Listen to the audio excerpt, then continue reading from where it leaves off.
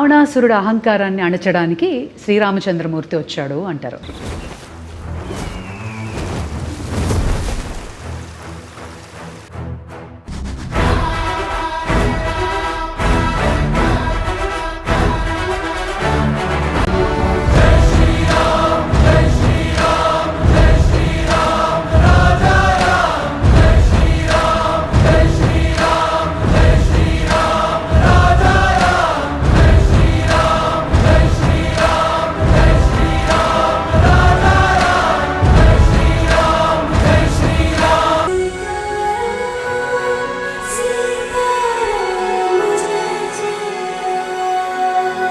అలాగే పాండవులతోటేమో కృష్ణుడు ఉన్నాడు.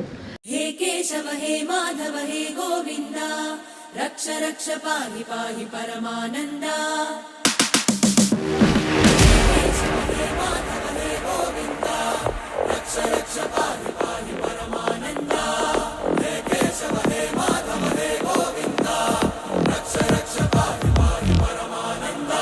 అలాగే నరసింహస్వామి అవతారంలో హిరణ్యకశిపుణ్ణి నాశనం చేశారు ప్రహ్లాదుడు భక్తితో.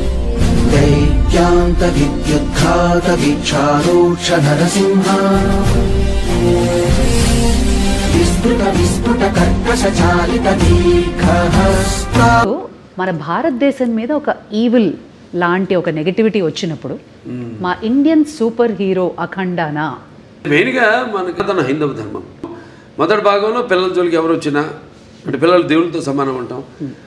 అలాగే ధర్మం జోలికి ఎవరు వచ్చినా ప్రకృతి జోలికి ఎవరు వచ్చినా ఆ భగవంతుడే పోతాడని మనుషులు